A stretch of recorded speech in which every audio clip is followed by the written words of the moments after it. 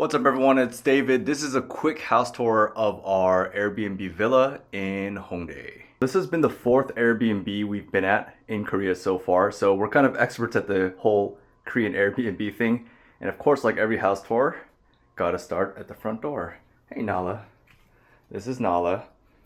All the houses in Korea kind of have like a mud room. I don't know if you can call this a mud room, it's really tiny, but it's a little place that's kind of sunken in for you to put your shoes. Usually you'll have racks on this side, so you'll have like a cupboard or a shoe rack or something where you can store your shoes.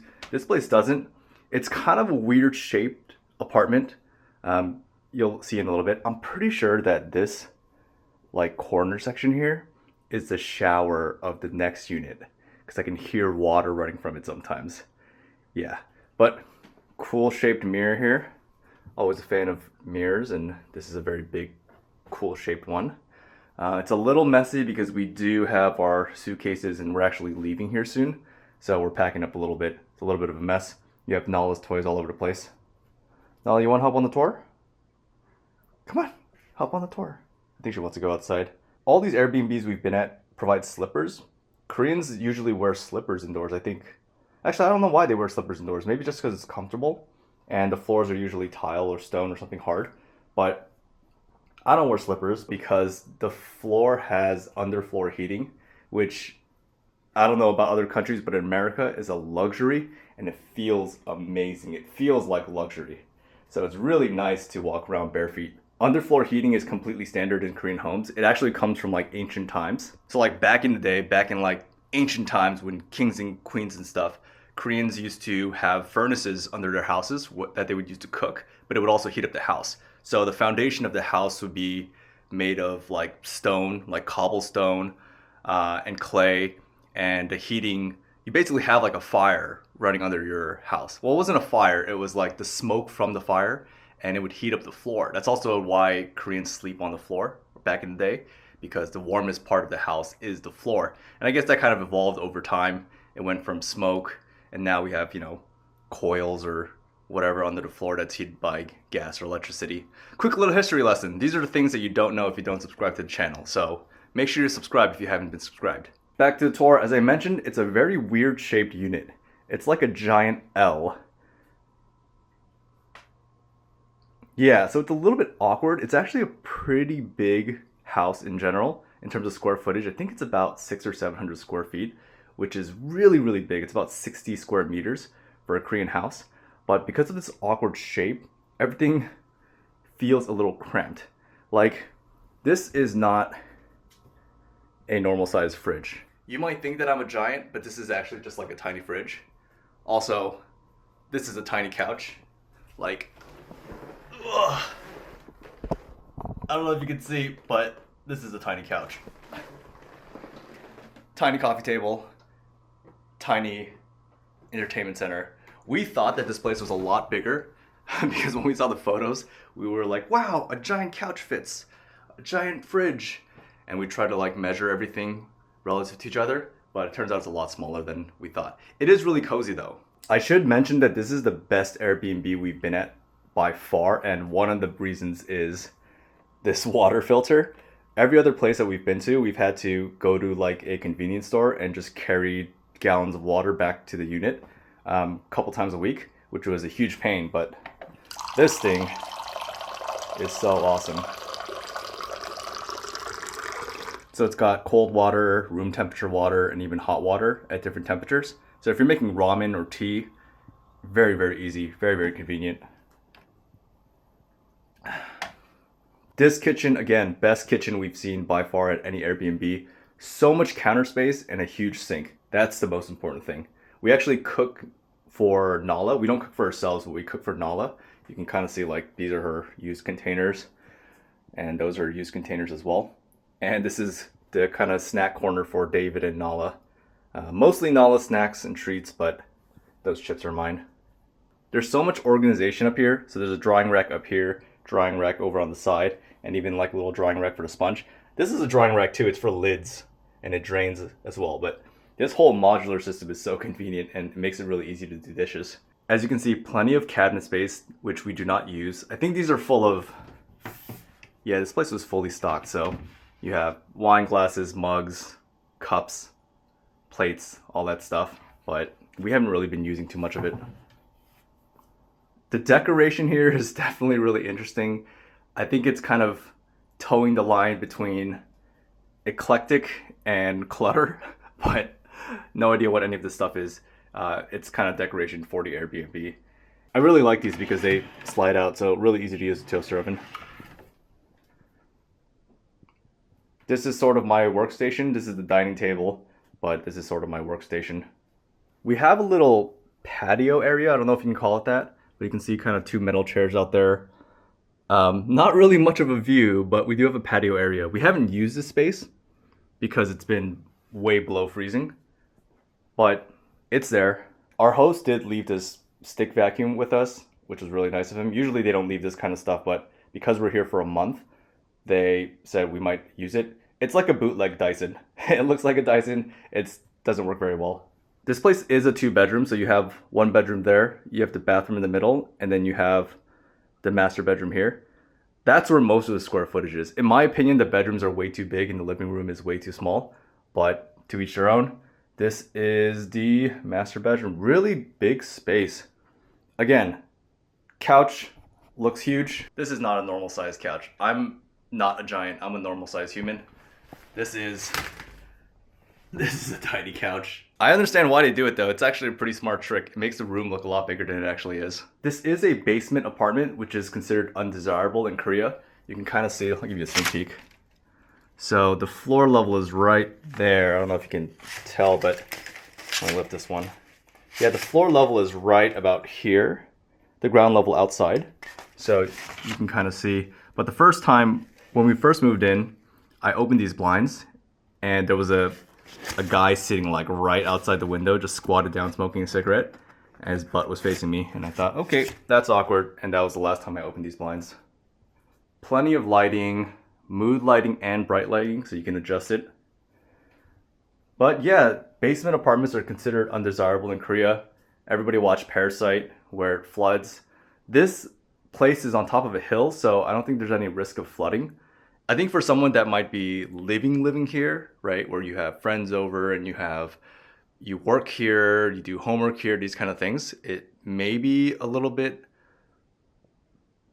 bit like a cave, but for us, we thought it was really cozy, and we usually go to coffee shops to work, and we go out a lot, so we had no problems with this place. This is the bathroom. It is a wet room style bathroom, and I am probably the most OCD person when it comes to wet rooms, but I was okay with this one because the shower is so far away from the sink. Like, this is actually a really, really big bathroom. The shower, sink, and then toilet. It's a lot worse when the toilet is right here, and when you're showering, you just get the toilet all wet. I don't know what it is. I'm not the only person that thinks this, but I hate it when the toilet gets wet. I think it's something about like all the grime and gunk of the toilet getting washed on the floor, and then I have to step on it. Now the worst type of wet room, which I will never live in a place like this, is one where the shower is on this wall right across from the toilet. So you're literally like either straddling the toilet to take a shower or you're sitting on the toilet to take a shower. I can never do that. I can never do that. Plenty of counter space. Every Airbnb we've actually stayed at had one of these like really narrow counters. And it's such a little thing, but it's so convenient. As you can see, we're putting it to good use. All the skincare and shampoo and body wash and toothpaste and all that stuff. When we first looked at the Airbnb listing, we thought that this was actually a blocked off shower. So we thought it was gonna be like a shower and then a wall, you know, kind of like a Western style shower. But turns out the wall is on the other side of the shower. And we thought, oh, what's this? Turns out this is the washer.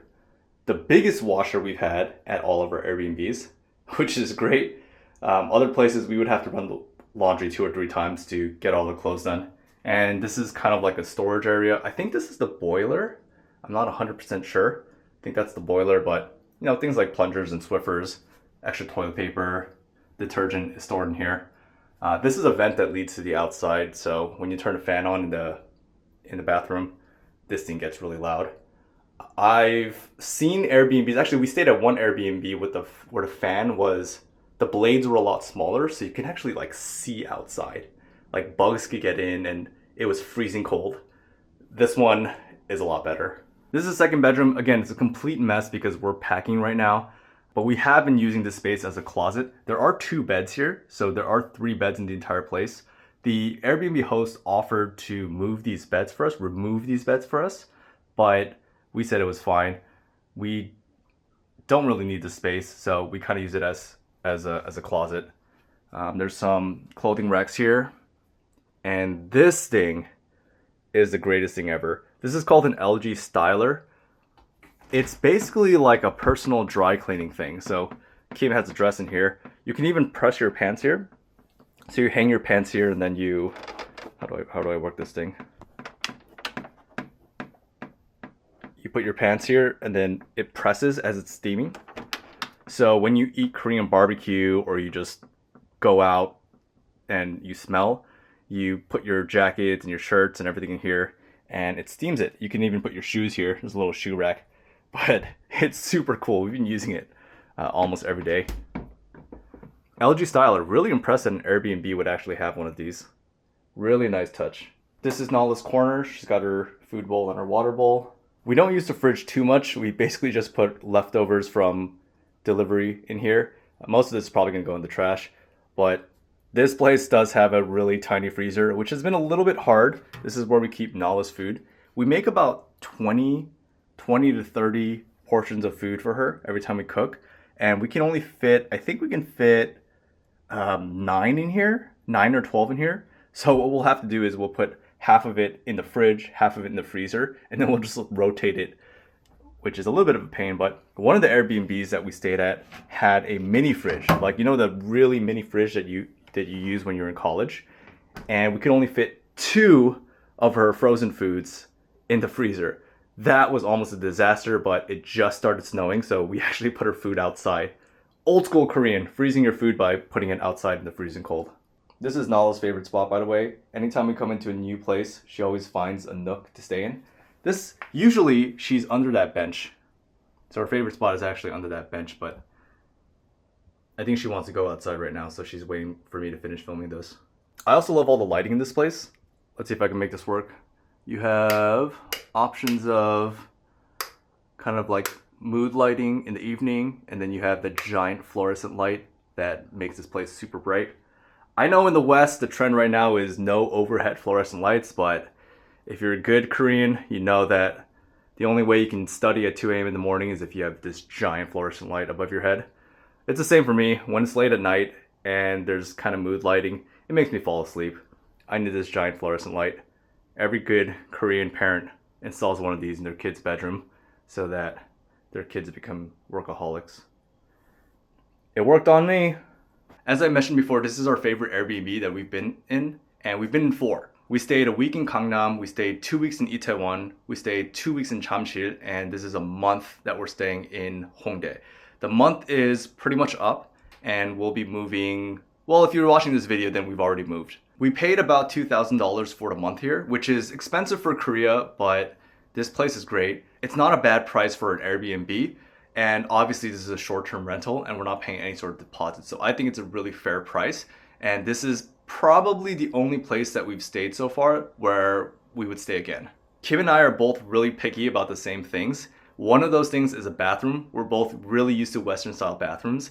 We haven't found a Western style bathroom yet, but this is the closest one that we found, and this is probably the only one so far where we felt comfortable taking a shower. I love taking showers, and it sucks when taking a shower is a huge pain. Sometimes the bathroom is freezing cold, sometimes it's just gross and grimy, sometimes there's not enough space to move around and your elbows keep touching the walls and your legs keep bumping into the toilet. So gross. This place was great. Second thing is the kitchen. This is not for us, but for Nala. When we cook her food, we cook 2 to 4 weeks of food at once. So we need a relatively big kitchen. We need counter space, and we would like to have more than 1 or 2 burners so we can cook, things like pasta and turkey all at once. Third thing that we really care about is location. Now, all of the places that we've stayed at had pretty good locations. The one in Itaewon and Gangnam were actually really great locations, but this is at the top as well. We're about a 15-minute walk away from the Hongdae Walking Street, and about a 5-minute, maybe 3-minute subway ride. We're completely surrounded by cafes and restaurants. Let me jump in real quick and add, we are about half a block away from a subway station. When it comes to getting around in Korea, you need to be close to a subway station. You may think that a few blocks don't make much of a difference, but that extra 15 minutes of walking will double your commute time. It's extra hard when the weather is not great, when it's raining, snowing, extra cold, or extra hot. And this might be one of the best places to raise a dog, especially a big dog, and I'll show you why.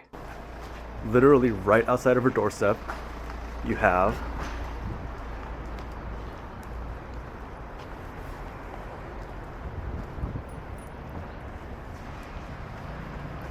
this amazing walking park.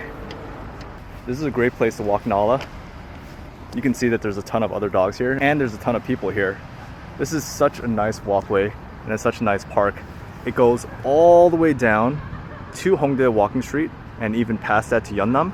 And then if you go this way, it goes all the way down to Kongdeok Station. Nala has a late night poop schedule, so I usually have to take her out around midnight. Some of the places that we stayed at that were high rises, it took a long time to take her out. There was one Airbnb that we stayed in where the building was over 50 years old, and it took the elevator, 3 or 4 minutes just to get down to the first floor. When we stayed in Gangnam, there were no places for her to poop, so I would actually have to walk her 4 or 5 blocks away every single night just to find a patch of grass for her to poop, and then I have to walk another 3 or 4 blocks to find a trash can. I actually walked all the way to Gangnam Station every single time just to throw away her poop. That was not easy. A couple pieces of advice before looking for an Airbnb in Korea. First and foremost, you have to know that every single photo that we've seen so far on Airbnb is shot with a wide angle lens. This is pretty common in Korea, even outside of Airbnb for normal apartment listings. Everybody shoots with a wide angle lens. You might look at the pictures and think, wow, this is a really big spacious place, but a lot of the apartments in Korea, especially the Airbnbs, are 200 to 300 square feet. They are tiny, they look like a dorm room. A lot of listings here include the square footage in the description, but they use something called pyeong. One pyeong is about 3.3 square meters and about 35 square feet, so you have to do the conversion there. If they don't say, make sure to ask the host how big the place actually is. Trust me, every landlord in Korea knows exactly how many square feet their place is. If they don't give you an answer, then that's red flags. Second, trust the ratings. It seems like America has this culture of just giving 5 stars to everything. It seems like every Airbnb in the US is like 4.9 stars or 5 stars. But in Korea, people are really thoughtful and intentional about their ratings to Airbnbs. You'll see huge ranges from 3 stars all the way up to 5 stars. Our current place, I think it was like a 4.8 stars, and it is a huge difference when it comes to quality, attention to detail, cleanliness, host responsiveness. It's a huge difference. We've stayed at other places that were like 4.2, 4.3, and we thought it was good enough. We thought maybe the ratings were just bad because the place was a little too small or didn't have as many amenities. But there actually was a big difference in terms of things that really do matter. Now, the third thing is very specific to us, but Airbnb does have a pet filter.